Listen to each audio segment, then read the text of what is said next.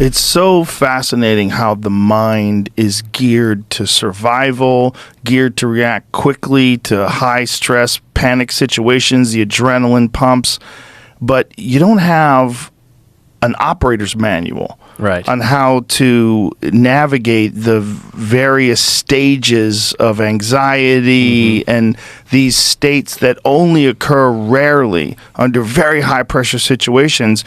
And you don't have a lot of experience with them. Like you see that in street fights where people who don't have training, they have no idea what to do, and you see the walls just close in on them. I'll never forget this.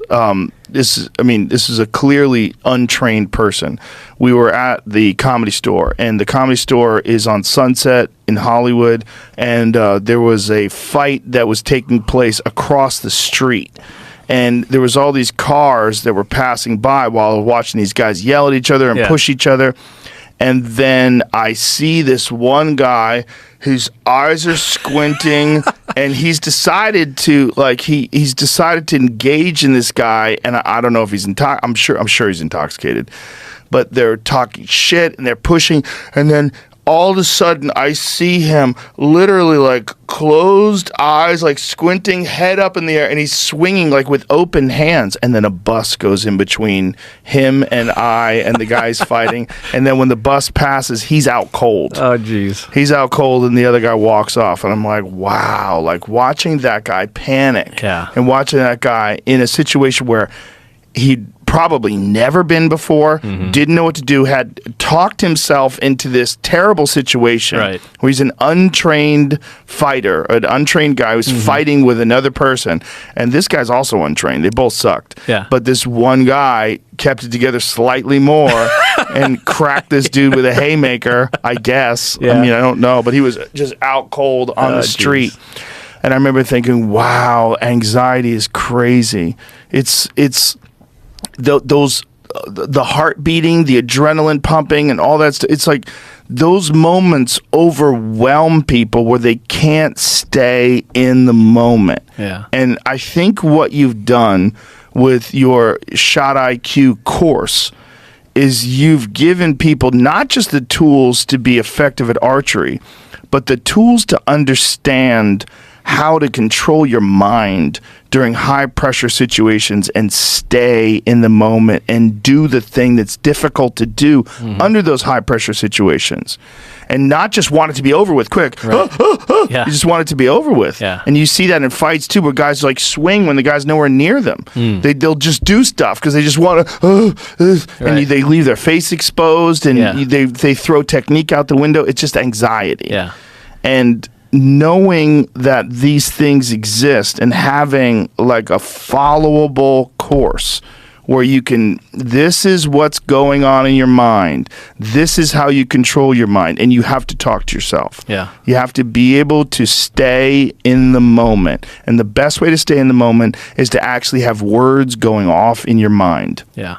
And I get the opportunity to talk to psychologists, and I just had one at the house that came for a clinic, and it's funny when you talk to these people because it's hard to find a psychologist that has been there and done the things that we're talking about.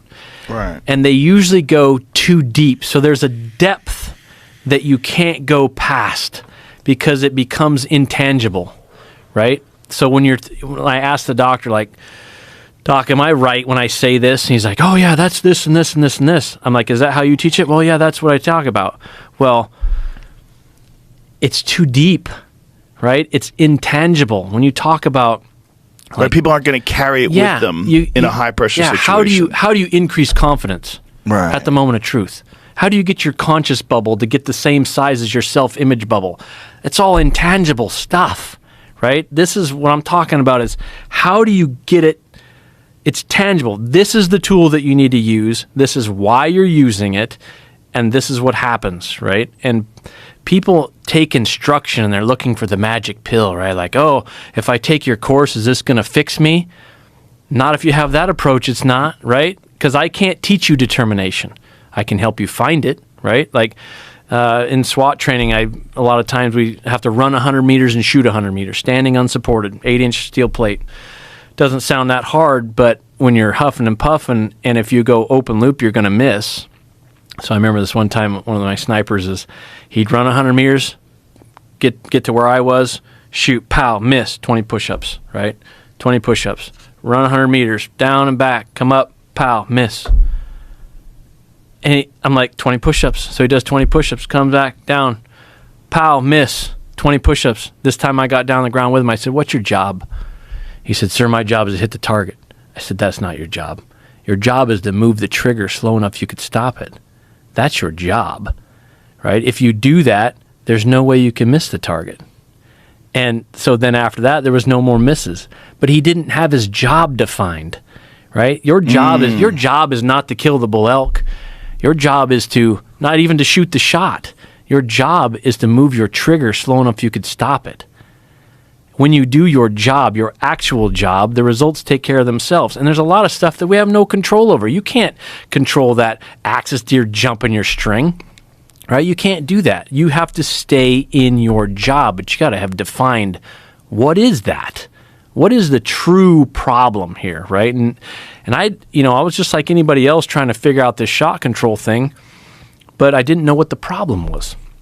Nobody had actually defined the problem. Your subconscious mind will not allow you to cause your body impact as a surprise. That's the problem in shooting in general. Anticipation. Yeah, and once we figured that out, now we can start to attack. What sciences do I need to figure out that deal with this stuff?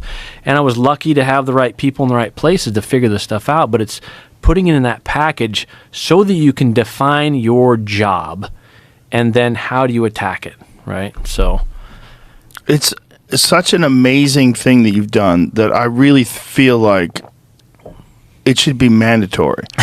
I really do. I think there's so many people that go out into the woods to hunt archery, and they don't know what's going to happen when they pull that trigger the first time. They've never done it before. Yeah. So the first time they ever do it, it's like, whoa.